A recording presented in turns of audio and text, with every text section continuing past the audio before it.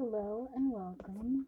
Hopefully, the month of November was a good positive month for you.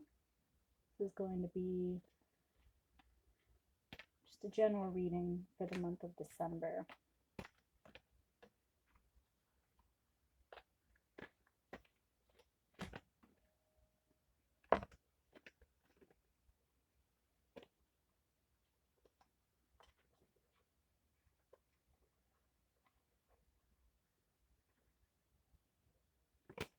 That one.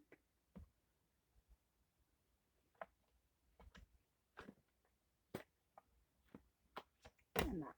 Okay. So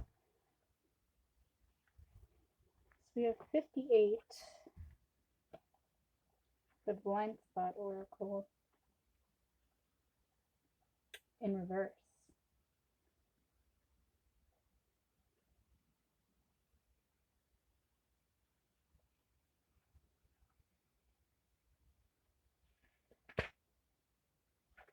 Um,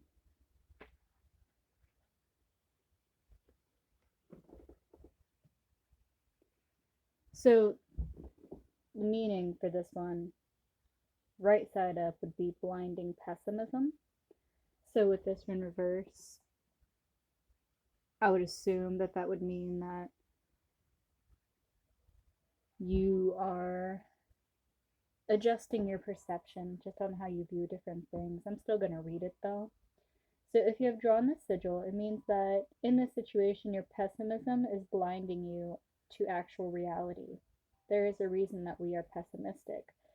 We were not born pessimistic. It is a strategy we learn to adopt so as to minimize pain. It is a defense mechanism. This means if we are pessimistic in general, we have been deeply and repetitively hurt in our lives, and it is a guarantee that hurt came with a crushing disappointment. It means that if you are pessimistic in this single situation, you are doing so to minimize pain, especially the potential of disappointment. People use pessimism as a way to explain bad events in a stable and predictable way. We tend to think bad events are caused by us and will definitely occur. Even though it is said that pessimism spreads helplessness, it is a strategy to try to avoid the painful helplessness of having a goal that you feel you cannot attain, being excited only to be superbly disappointed, and hoping only to find your hope shattered into 1,000 pieces. If you have drawn this sigil, it may benefit you at this time to also spend some time accepting and coming to understand its message. In fact, this sigil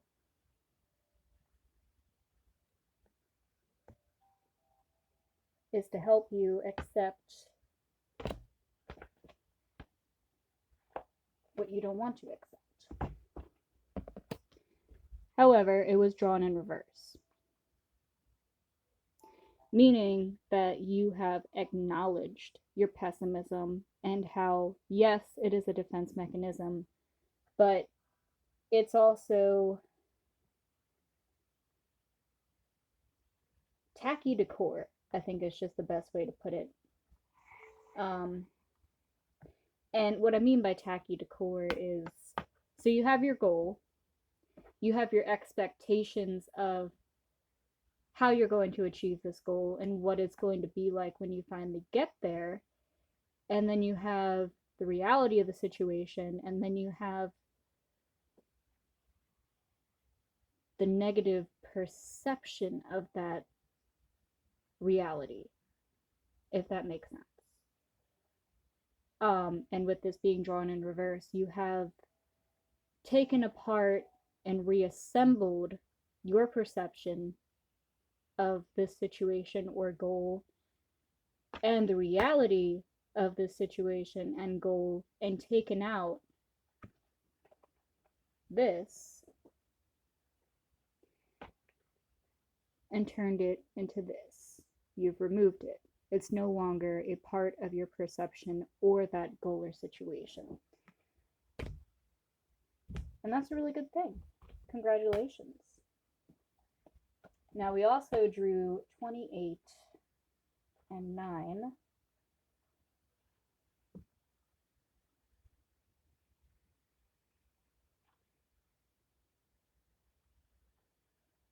28 is triangulation.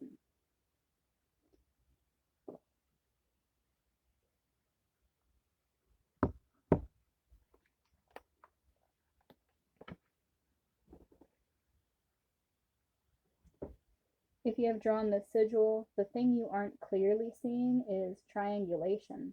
This could mean that you are being triangulated, or you are triangulating people against someone, or people are triangulating against you, or all of the above. Triangulation is one of the most common tactics of social manipulation. It usually happens subconsciously. Triangulation occurs when, instead of communicating directly to someone that we have a conflict with, so as to create resolution, we go to a third person with a subconscious or even conscious desire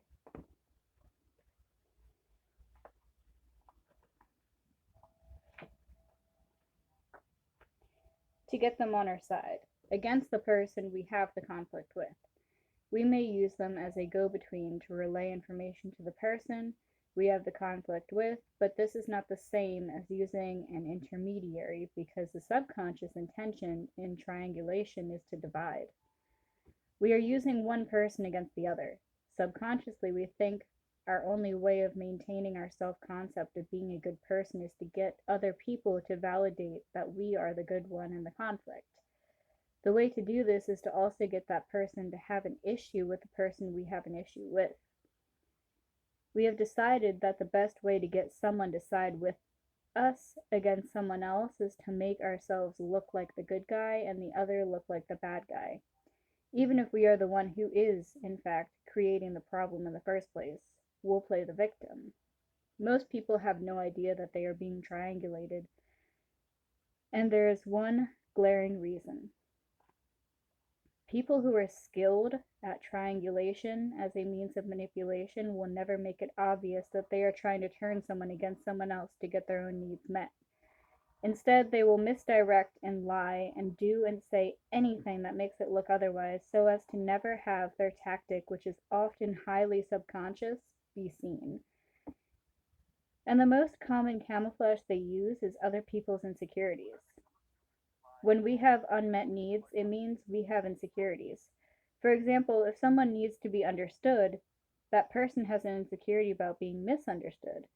Therefore, if we are going to triangulate effectively, we are going to play that person's insecurities against the person we have a conflict with, at the same time as giving them the impression that we are going to meet their unmet need.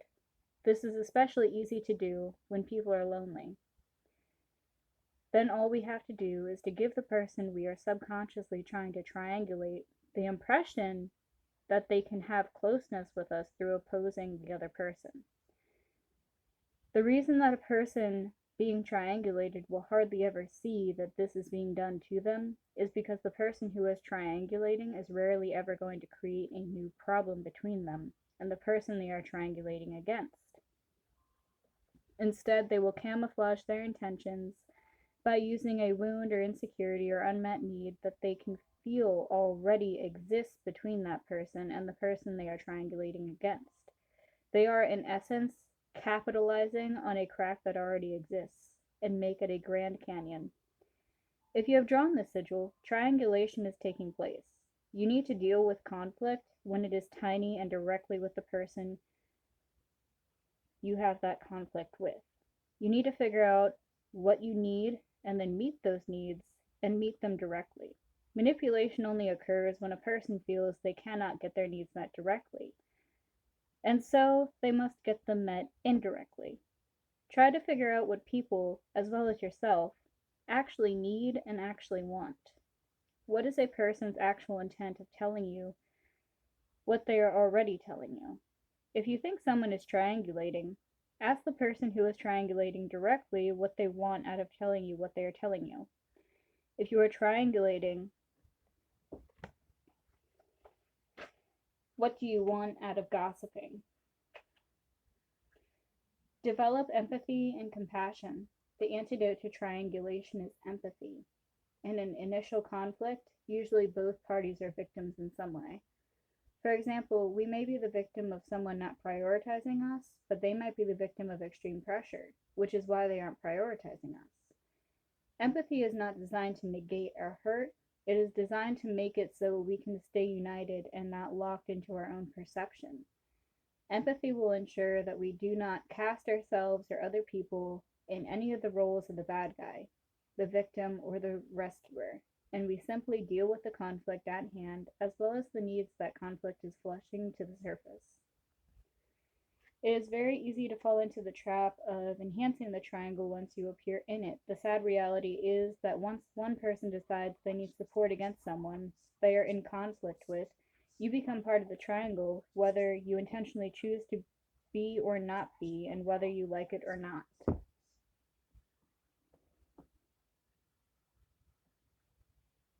Whenever you are dealing with a triangle and you are in any role within that triangle, which you are if you have drawn this sigil, the question is to keep in your mind as your guiding direction is right here in this statement or action, am I enhancing the triangle or am I helping to unravel the triangle? If you are struggling to discern whether you are the one doing the triangulating or not, feel free to reshuffle this deck and draw another blind spot sigil. Interesting. Well, the fact that you have removed a negative perception already, I think is going to help you disassemble that triangle. So that's very good.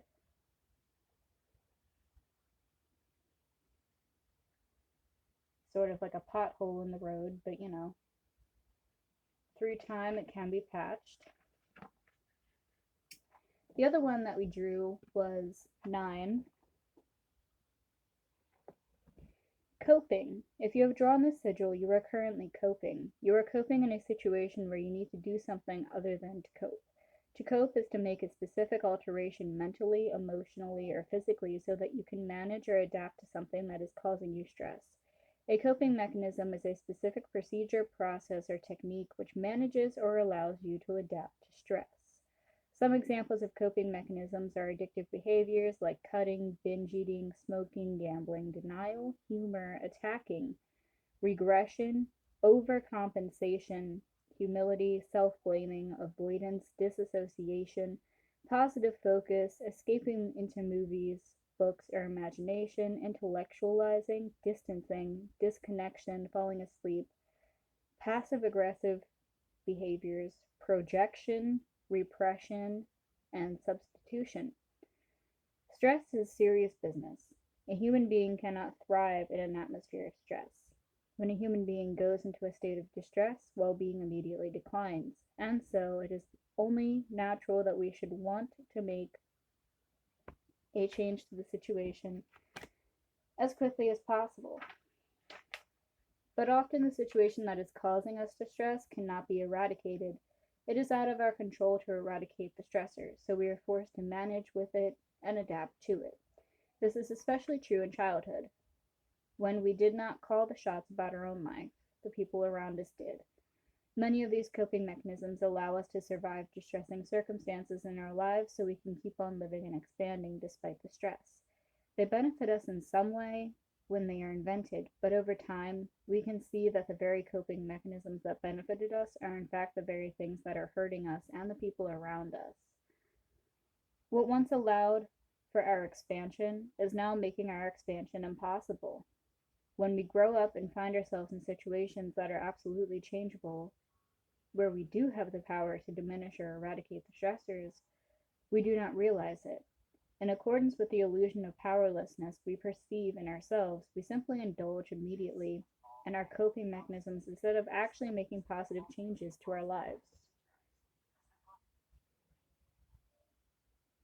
If you have drawn this sigil, the time has come to see that you are not actually making an improvement to your life relative to this situation. You need to make a change that actually changes the situation instead of continuing to cope with it. Because in this situation, as difficult as it may seem or be, You actually do have the power to make a change to the entire situation, provided that you will first choose with your free will to stop coping with it. Oh, interesting. So this is the one that came out in reverse. And this is the negative perception one. So if you haven't already chosen to remove a negative perception and just view things from open reality, what the actual reality is, not the negative perception, then you should focus on that first. With this whole triangle thing, I think the coping has to do with that because I feel like you realize that there's situations around you that are causing you stress and you have been manipulated. Um, but in order for you to navigate that pathway properly, I think you just need to have a clean, crisp perception first. So I would focus on being open with yourself and being open with the people around you, removing that negative viewpoint, just being open and honest and empathetic, and then start disassembling that triangle that you are currently involved with, and really just, I guess, taking back your own power. Um, Realizing and accepting the fact that you have a lot more choice and capability than you currently perceive.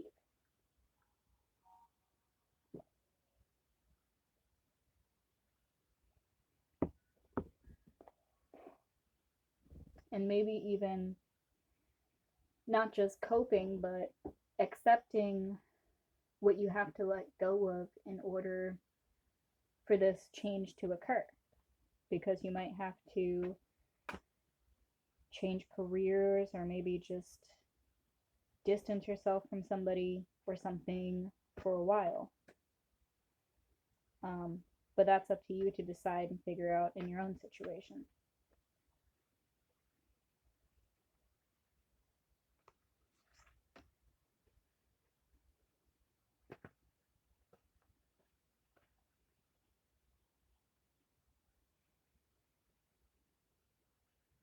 I'll take both of these actually.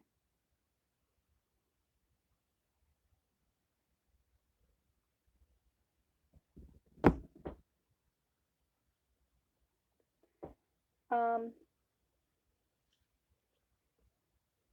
yeah, I'll do this one first. So, with taking back your own power, you might find it easier to work with energies and deities around you. So, if you see the snake on her arm here, um, I associate snakes with not just the goddess Hecate, but also Medusa. Um, and if you've been seeing snakes a lot recently, it could be Medusa wanting to work with you. And what that often has to do with is reclaiming your feminine power. And even if you're a male, you still have feminine inside you, just like females have um, male energies inside them. We're all half and half, and sometimes they get off kilter, off balance sometimes. But if you've been seeing a lot of snakes, it could just be a call to work with some of these deities. And so, interesting thing about Medusa. So it says that she would turn any man who looked at her into stone, not any woman who looked at her into stone. And she gained that power because she protected and worshipped Athena's temple. Um, and I think it was Poseidon who she had two other siblings. I think she had like two other sisters. I think. Don't quote me. You might just want to look up the story. But I think it was Poseidon who came into the temple. He followed her into the temple, and I think he like took advantage of her. And this was inside Athena's temple. And she was given well, some say that she was cursed with this gift of turning people to stone. Others say it was a gift because, from another perspective, no other man could ever touch her because they would be turned to stone. So I guess it just depends on how you look at it. And then after that, all of the gods feared her. Men too feared her. And so they sent, I think, I forget his name. You'd have to look up the actual lore on it. But they sent somebody into her lair to kill her because they feared her. And the person that they sent into the lair killed her in cowardice because he did it while she was asleep. Like, he snuck in there and then killed her in her sleep because he couldn't face her how she was. But after that, the goddess Athena mounted her head on her shield and used it in battle to turn her perpetrators into stone. My point is, Medusa is absolutely, even Athena, would absolutely be some very good energies to work with as to reclaiming power and realizing your potential.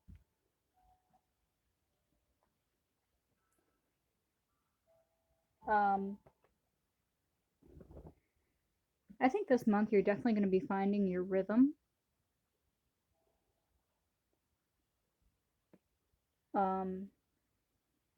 Creating your rhythm. And I think by you finding a way to finding yourself, finding a pathway out of this situation is going to teach you many things, not only about yourself, but also just how to have, I guess, unique strategies to accommodate unfavorable situations, I guess is the best way to put it. Eagle also came out, so if you haven't already, just checked your mindset and perception, that would be something to focus on.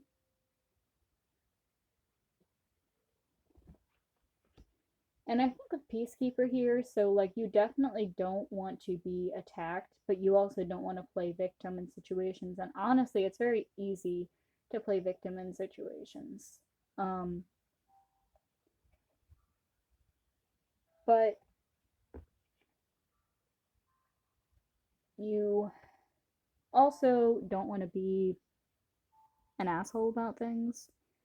So, disassembling this triangle, moving yourself to more positive circumstances so that you can grow, but also not being an asshole.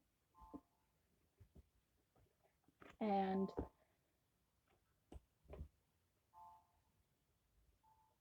this is going to bring you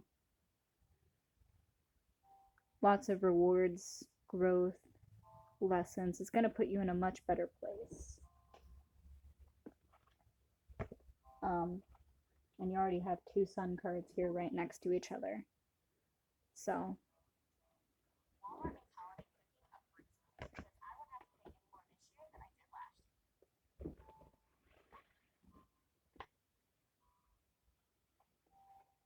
messages for December.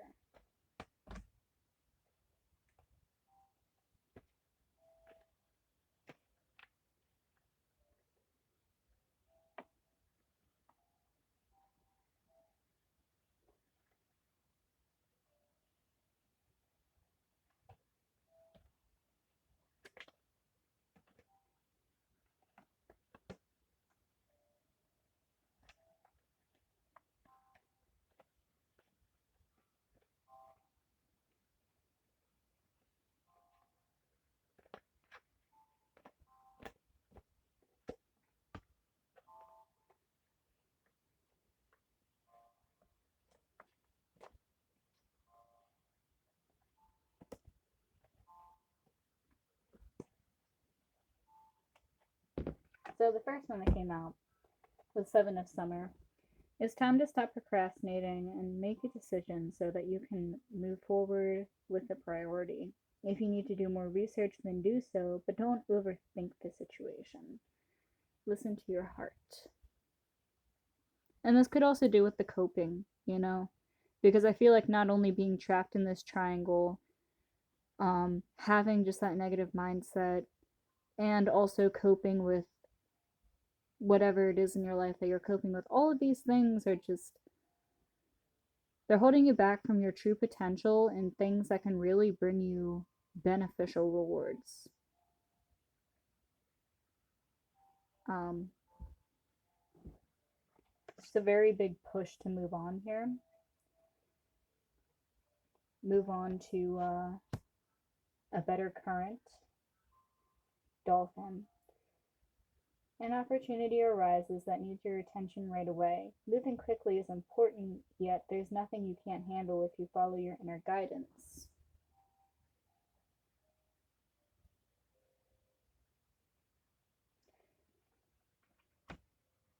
And life experience. Important changes are coming into your life that will require you to take action. Don't hesitate to move in new directions you know are right for you.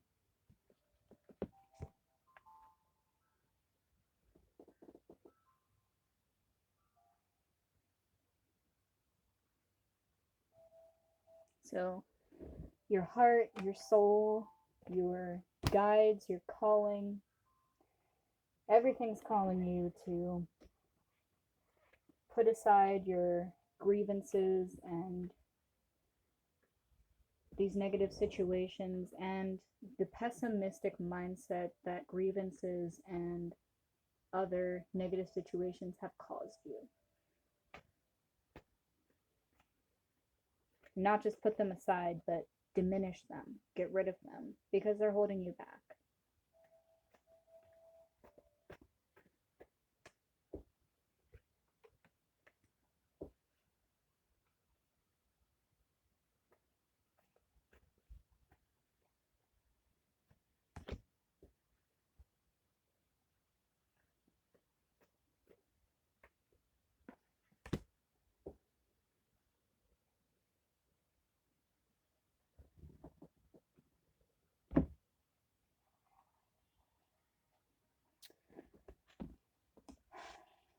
Okay. So we have trust the timing and portal. So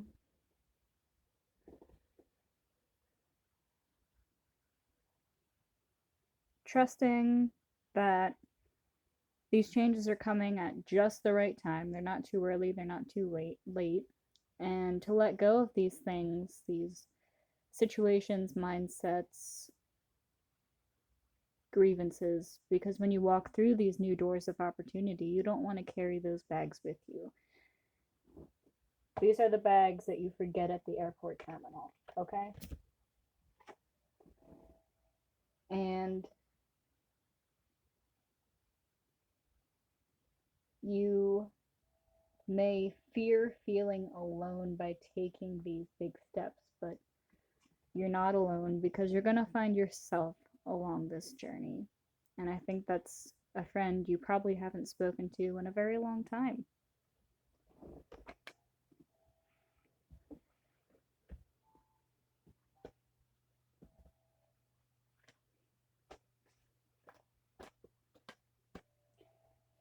Messages for December.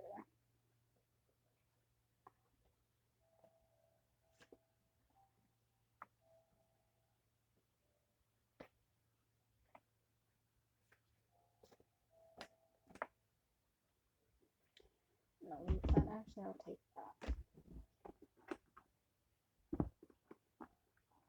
So we have Moonflower.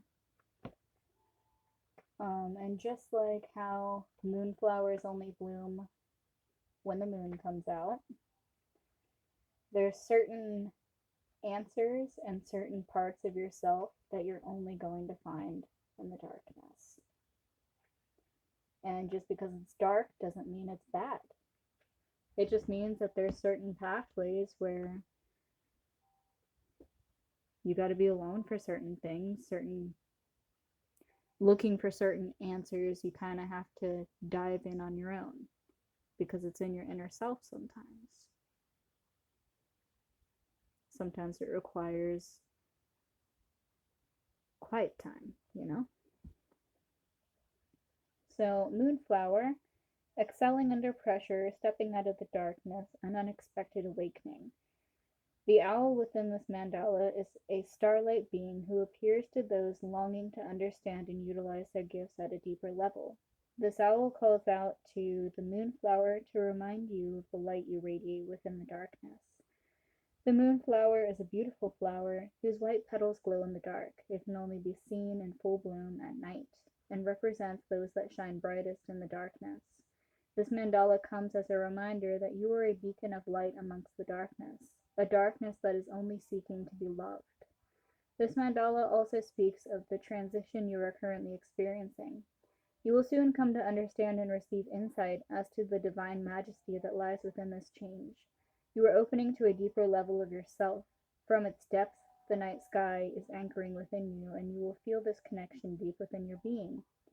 As your worldly foundations integrate with this energy, the connection to your higher aspects expand and your mind's eye awakens. Your third eye visions are heightening.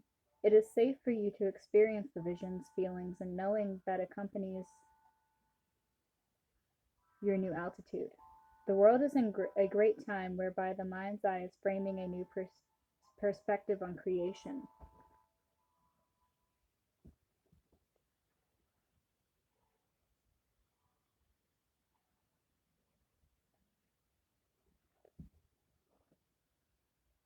Blending and uniting higher sight with the window of one's heart. As you begin to live through your new vision, you will create a world that you have only dreamt of thus far. Rejoice in your new outlook, trust in the guidance you are receiving, and allow the beauty of the night to be a guiding light within you. So,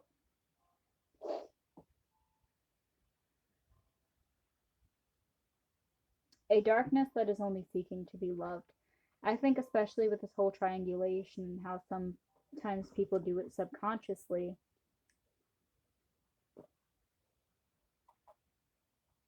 I think you're going to realize, and especially how, like, reacting under stress and projecting, you're going to realize not only other people's tendencies and how it affects you, but you need to focus on your tendencies and how it affects the people around you. Because sometimes your actions and how you feel is really just being mirrored back to you, and you might not realize it, you know? And stuff happens. We all get stressed. Sometimes we say and do things we really don't mean to do. But when we accept it and when we notice it, we can change it so that it doesn't affect us or the ones that we care about anymore.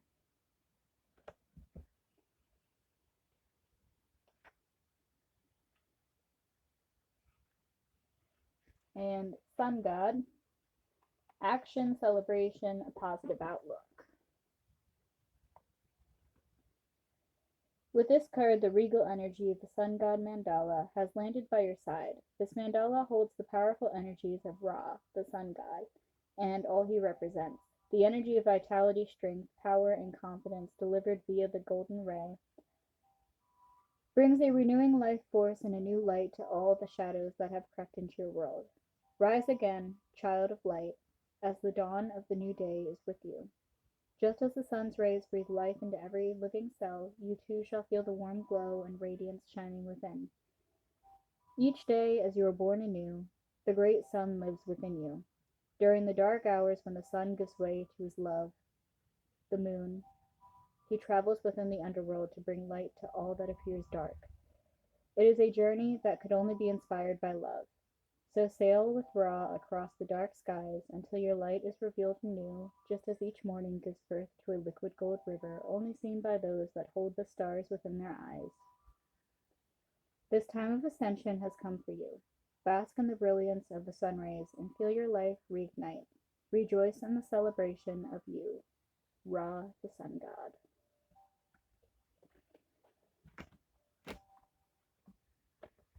Hopefully, that helped. And I hope December is a wonderful month for you.